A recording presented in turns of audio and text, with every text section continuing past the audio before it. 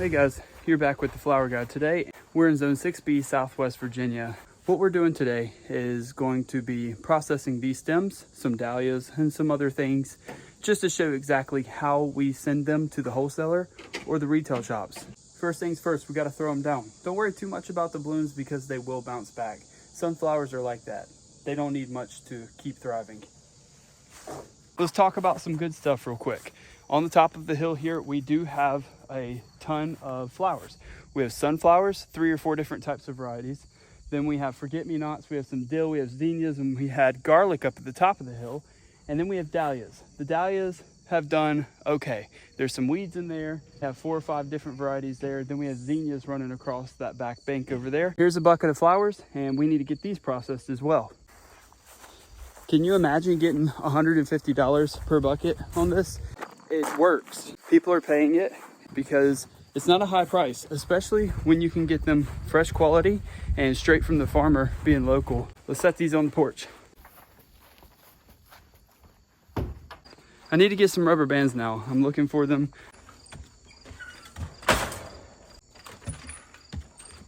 Okay, I got some rubber bands. Let's go.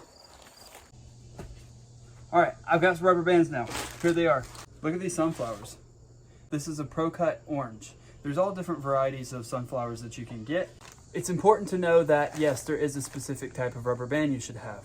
That rubber band is a size 16, especially for this small stuff, because you don't want to be wrapping and wrapping forever. We need to get started because night's going to fall. Let's talk about these sunflowers just for a quick second. We want all the heads to match up. Also, we want to count them in bunches of 5s. So all the heads to match up, something similar to that. Good presentation, flip it over. I've got these handy dandy pruners in my back pocket. And then all we want to do is make sure that it is equal down at the bottom. They do not want to take it if it's not equal. They want formation of everything that you do. That's a pro tip. Number 2, you want to get your number 16 rubber band out, flip it a few times, and get that on there. Now that you got this rubber band on here, you need to put one up here so it don't break.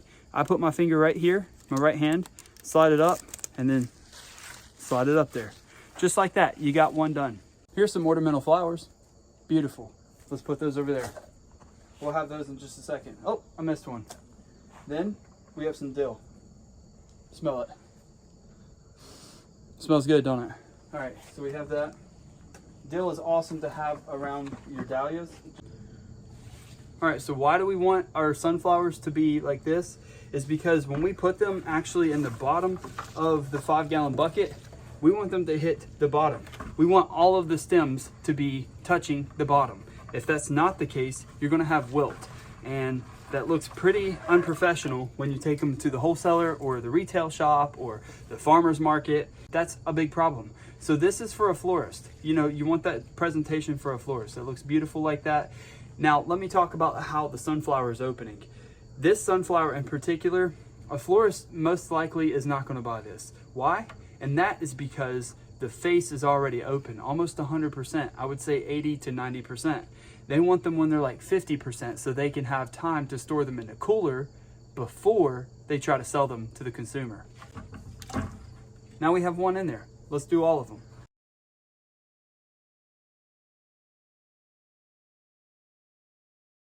I was just thinking, as I was bunching these right here, you might wonder, and I failed to mention this one particular thing. I strip all the leaves down and I only leave about 1 to 2 leaves on the tops of these things. 2 reasons here. And that is for bug damage. If there's any bug damage, then you're not going to see it. You don't have to worry about the lower bug damage if there's any. Where you want to worry about is the actual bloom itself. The second reason is that when you are putting these things together, the perspiration of them, if you have to wait any period of time, they last longer. It's not taking so much moisture out to feed the foliage when all it really needs to do is feed the bloom. Now that I got 5 pro-cut orange bunches in there, all 5 stem each, let me show you how I would sell this to the wholesaler. Putting these things together so it's really easy to count because it gets super fast when you get to the loading dock and you're trying to sell your product. So making sure that you have 5 stems here, we're going to count them out here. 5 stems. Just like that. You want to make sure that they're all down at the bottom so they're all hitting the bottom of the bucket. And that's it. You got a bunch of 25. That's easy to count. And it's also easy to price.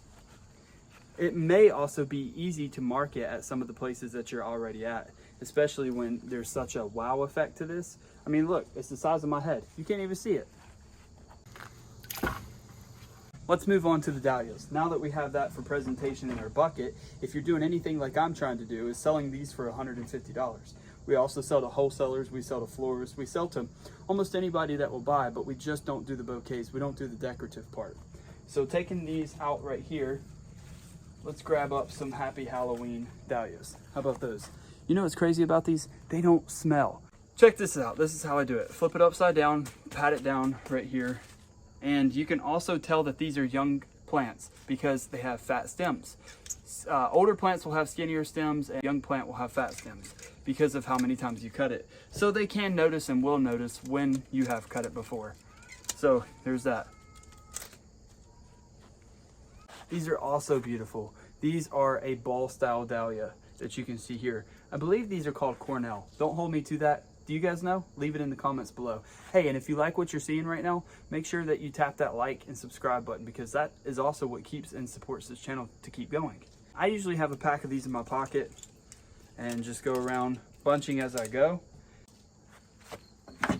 So that's how you do dahlias. We'll speed through this real quick and finish up the dahlias.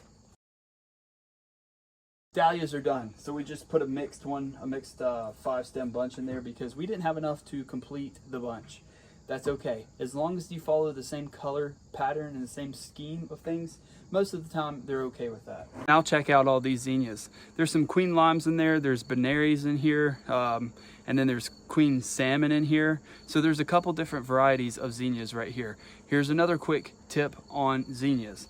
Zinnias don't like refrigeration or anything cool. They like to stay at 60 degrees. So if you're putting these in the fridge, they're not going to last as long. Second tip, when you are selling these, you want to make sure that they're in straight bunches, because straight bunches of zinnias sell much quicker than an actual mix of zinnias. Okay, we have this in 10 stem bunches as well. Be careful with these necks when you slide the rubber band up, because on the zinnias it will break the necks. So just easy, don't have to choke them up. I am going to put a mixed bunch together to see if it sells, but if it's in the bucket, it's going to sell, right? One thing I didn't specify is if I'm selling this bucket, it doesn't really matter if it's a mixed one, but if you're at like a florist or a retail shop, you want to make sure that you do have these in straight bunches. And if you don't have that, that's okay. It just seems to sell better on a straight bunch. So I think this is going to be a good mix here. It looks like we got 10, 20, 30, 40, 50, 55, 60, 65, and then 85. Then we have these right here. That'll be around 100. So this bucket so far, and that's only half full, and you can still jam a few more in there, but 100 of those, and then you have some dahlias, so maybe a little more dahlias than that, $150. Tell me what you think about that. Put it in the comments below. Do you think it should be 150? Do you, in your area, is it more? Is it less? But when I put a few more dahlias in there, like maybe 20 or 30 more dahlias in there, make sure you consider that as well.